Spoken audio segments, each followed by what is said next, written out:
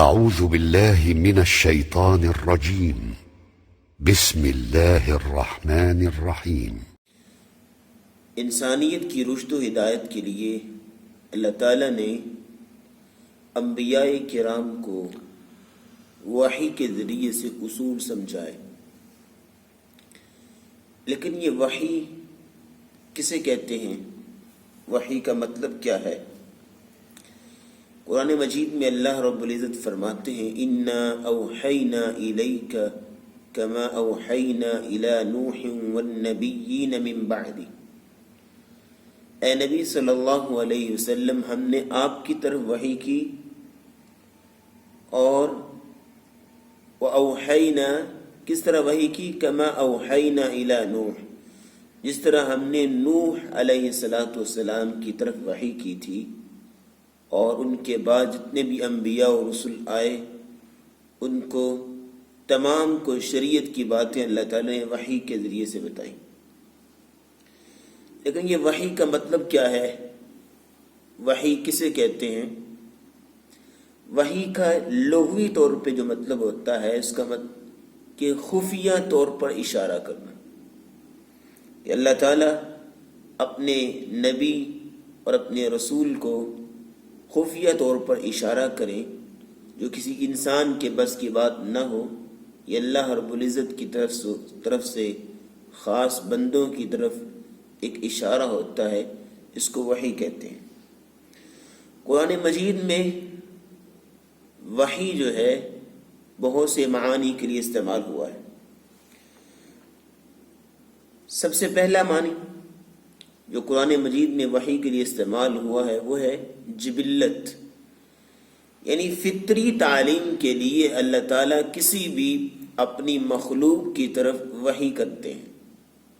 وَأَوْحَى رَبُّكَ إِلَى النَّحْلِ أَنِ اتَّخِذِي مِنَ الْجِبَالِ بُيُوتًا وَمِنَ الشَّجَرِ وَمِمَّا يَعْرِشُونَ۔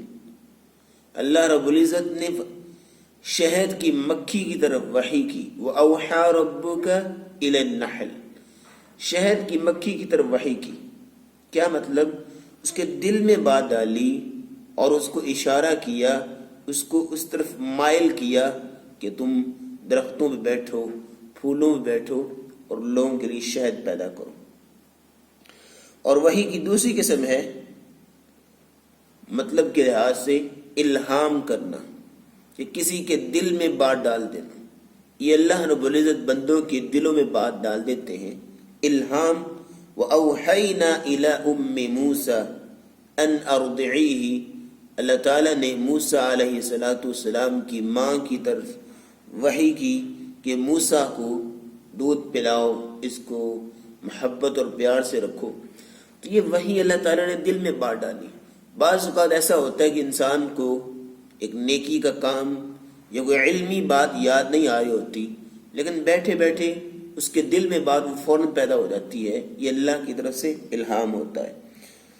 اور تیسرا جو لفظ استعمال ہوا ہے اور مطلب استعمال ہوا ہے وہ قرآن میں وحی کے معنی میں شیطانی وسوسے کو بھی وحی کہتے ہیں۔ قرآن مجید میں اللہ فرماتے ہیں وَكَذَلِكَ جَعَلْنَا لِكُلِّ نَبِيٍّ عَدُوًّا شَيَاطِينَ الْإِنسِ وَالْجِنِّ یوحی بعضهم الی بعض زخرف القول غرورا۔ اللہ تعالیٰ نے تمام کے تمام انبیاء کے لیے، ہر نبی کا ایک دشمن ہوتا ہے، کوئی نہ کوئی دشمن وہ ضرور ہوتا ہے، ہر نبی کا انسانوں میں سے بھی اور جنوں میں سے بھی۔ اور وہ کیا کرتے ہیں؟ یوحی بعضهم الی بعض، وہ ایک دوسرے کو وحی کرتے ہیں، نبی کے خلاف سازشیں کرنے کے لیے پلاننگ کرتے ہیں، آپ کے آپس میں ایک دوسرے کو خفیہ اشارے دیتے ہیں۔ تو وہاں بھی اللہ تعالیٰ نے لفظ وحی کا استعمال کیا کہ شیطانی وسوسہ بھی ایک وحی ہوتا ہے، کہ شیطان انسان کے دل میں کوئی بات ڈال دیتا ہے۔ اور چوتھا مطلب ہوتا ہے اشارہ کرنا۔ وحی کا مطلب اشارہ کرنا بھی ہوتا ہے۔ حضرت زکریا علیہ السلام جب ان کو اللہ تعالیٰ نے بیٹے کی دولت سے نوازا تو وہ ان کو اللہ کی طرف سے ایک نشانی ملی کہ آپ نے بات نہیں کرنی، زبان سے ہاتھ سے اشارہ کر دیتے۔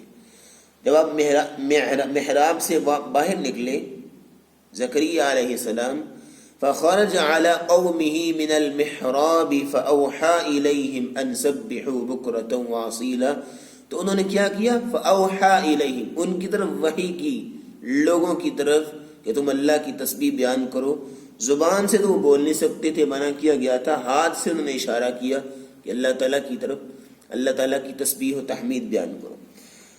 اور وحی کا پانچواں مطلب ہوتا ہے اور آخری مطلب یہ ہے کہ اللہ رب العزت اپنے نبیوں اور رسولوں کو میسج بھیجتے ہیں، پیغام بھیجتے ہیں اپنے فرشتے کے ذریعے سے، اور شرعی نصوص بتاتے ہیں۔ یہ وحی کا پانچواں مطلب ہے۔ اور یہ وہی آیت جو میں نے پہلے پڑھی، اِنَّا أَوْحَيْنَا إِلَيْكَ كَمَا أَوْحَيْنَا إِلَى نُوحٍ وَالنَّبِيِّينَ مِن بَعْدِهِ، بے شک ہم نے اے نبی صلی اللہ علیہ وسلم آپ پر وحی کی جیسے کہ ہم نے نوح علیہ السلام کی طرف وحی کی، اور نوح علیہ السلام کے بعد جتنے بھی انبیاء ہیں ان کی طرف وحی کی۔ تو لفظ وحی کے قرآن مجید میں یہ 5 مطلب ہیں۔ اور وحی کی مختلف صورتیں ہیں۔ قرآن مجید میں اللہ رب العزت فرماتے ہیں سورۃ الشورى میں، وَمَا كَانَ لِبَشَرٍ أَن يُكَلِّمَهُ اللَّهُ، کسی بھی بشر کے یہ لائق ہی نہیں ہے، کسی بھی آدمی انسان کی یہ حیثیت ہی نہیں ہے کہ وہ اللہ سے کلام کر سکے کسی بھی صورت میں۔ وَمَا كَانَ لِبَشَرٍ أَن يُكَلِّمَهُ اللَّهُ، یہ ہو ہی نہیں سکتا کوئی بشر جو ہو، آدمی ہو، انسان ہو، تو اللہ سے کلام کرے، لیکن اس کی کچھ صورتیں ہیں۔ وَمَا كَانَ لِبَشَرٍ أَن يُكَلِّمَهُ اللَّهُ إِلَّا وَحْيًا، ایک صورت ہے إِلَّا وَحْيًا، مگر یہ کہ وحی کی صورت ہو، یہ اللہ رب العزت اس کی طرف وحی کریں، یہ صورت ہو سکتی ہے۔ او من وراء حجاب، یا پردے کے پیچھے سے، حجاب کے پیچھے سے اللہ تعالیٰ کلام کریں، تو یہ ہو سکتا ہے۔ جس طرح اللہ تعالیٰ نے حضرت موسیٰ علیہ السلام سے کلام کیا تھا پردے میں، اور اسی طرح رسول اللہ صلی اللہ علیہ وسلم جب معراج پہ تشریف لے گئے تو وہاں بھی آپ نے حجاب میں، پردے میں اللہ تعالیٰ سے کلام کیا تھا۔ تو کسی بھی بشر کے لائق نہیں ہے کہ وہ اللہ سے کلام کرے مگر وحی ہو، اللہ رب العزت میسج بھیجیں فرشتے جبریل کے ذریعے سے، اور پھر وہ پیغام جو ہے وہ پہنچا رہا ہو اللہ کی طرف سے نبی کی طرف، نبی کی طرف سے اللہ کی طرف، تو یہ کلام کی صورت ہو سکتی ہے۔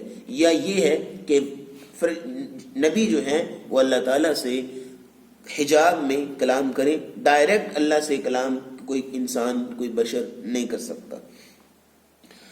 او یرسل رسولا، اور وحی کی تیسری صورت کیا ہے؟ اللہ رب العزت یا تو خود وحی کرتے ہیں اپنے نبی کے دل میں، یا یہ ہے کہ حجاب میں بات کرتے ہیں، یا تیسری صورت یہ او یرسل رسولا، یا کسی رسول کو، کسی فرشتے کو بھیج دیتے ہیں۔ یہ تین صورتیں بیان ہوئی۔ فیوحی باذنہ ما یشاء، پھر اللہ جس طرح چاہتے ہیں وحی کرتے ہیں۔ انہ علی حکیم، بے شک اللہ تعالیٰ بلند ہیں اور حکمت والے ہیں۔ تو یہ وحی کی 3 صورتیں بیان ہوئی۔ تو اس کا مطلب یہ ہوا کہ اگر آپ اس آیت کو خلاصتاً ذکر کرنا چاہیں تو اس میں وحی کی 3 صورتیں بیان ہوئی ہیں۔ سب سے پہلی صورت یہ بیان ہوئی وحی قلبی، کہ اللہ رب العزت اپنے نبی کے دل میں کوئی بات القاء کر دیں، بیٹھے بیٹھے کوئی دل میں بات آ جائے، کیونکہ نبی کا خیال بھی اللہ کی طرف سے وحی ہوتا ہے، تو یہ وحی قلبی ہوتی ہے، یہ پہلی قسم ہے۔ اور دوسری قسم ہے کہ وحی من وراء حجاب، پردے کے پیچھے سے بات کرنا، یہ دوسری قسم ہے کہ اللہ رب العزت اپنے نبی سے پردے کے پیچھے سے بات کریں، جس طرح موسیٰ علیہ السلام سے ہوئی۔ اور تیسری قسم ہے اس آیت میں جو بیان ہوئی ہے وحی ملکی، کہ اللہ رب العزت ملک، فرشتے کے ذریعے سے کوئی پیغام بھیجے، تو یہ وحی کی 3 صورتیں ہیں جو اللہ رب العزت نے اس آیت میں بیان فرمائی۔ لیکن رسول اللہ صلی اللہ علیہ وسلم پہ جو وحی نازل ہوئی اس کی 2 قسمیں ہیں۔ ایک کا نام ہے وحی مطلوع، اور دوسری کا نام ہے وحی غیر مطلوع۔ وحی مطلوع ایسی وحی کو کہتے ہیں کہ جس کی تلاوت کی جا سکتی ہے، جیسے کہ قرآن مجید ہے، اور قرآن مجید جو ہے وہ صحیفے میں شامل ہے، اس کی تلاوت کی جاتی ہے۔ اور دوسری قسم ہے وحی غیر مطلوع۔ وحی غیر مطلوع وہ چیزیں ہیں جو آپ صلی اللہ علیہ وسلم کی سنت ہے، آپ صلی اللہ علیہ وسلم کا عمل مبارک ہے، یہ بھی ایک وحی ہے اللہ کی طرف سے، لیکن یہ غیر مطلوع ہے، اس کی تلاوت نہیں کی جاتی۔ لیکن قرآن ہے وہ مطلوع ہے، اس کی تلاوت کی جاتی ہے۔ تو رسول اللہ صلی اللہ علیہ وسلم پر جو وحی نازل ہوتی ہے اس کی 2 قسمیں تھیں۔ آخری بات یہ ہے اس حوالے سے، رسول اللہ صلی اللہ علیہ وسلم پر وحی نازل ہوتی تھی تو اس کی کیفیات کیا تھی؟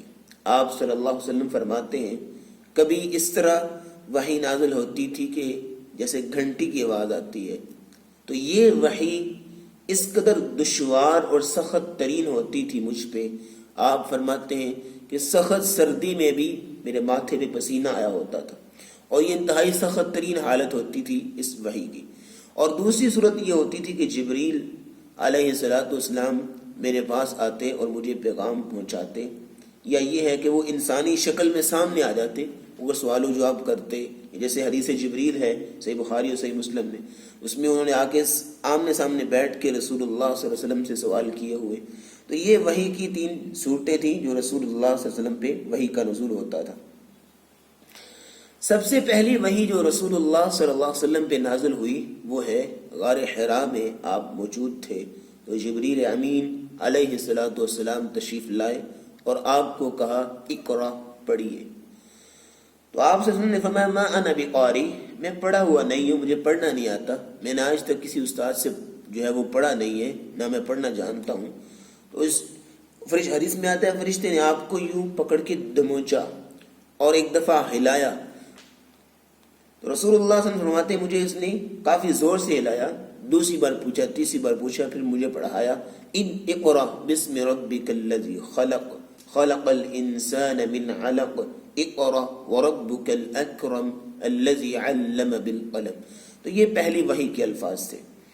دوسری وحی اور آخری وحی جو رسول اللہ علیہ وسلم پہ جو سب سے آخری وحی نازل ہوئی وہ 10 ہجری 9 ذوالحجہ کو جمعہ کے دن آپ صلی اللہ علیہ وسلم پہ نازل ہوئی تھی، اور وہی آیت یہ تھی سورۃ المائدہ کی آیت نمبر 3، الیوم اکملت لکم دینکم واتممت علیکم نعمتی ورضیت لکم الاسلام دینا۔ یہ آیت تھی، اس پہ دین مکمل ہوا تھا، اور یہ آخری وحی جو رسول اللہ صلی اللہ علیہ وسلم پہ نازل ہوئی۔ تو وحی کے متعلق یہ چند باتیں تھیں جو ضروری تھیں، اور یہ ایک بنیادی باتیں، اس کے متعلق مزید ڈیٹیل انشاءاللہ آگے آئے گی، ہم اس کو وضاحت سے بیان کریں گے۔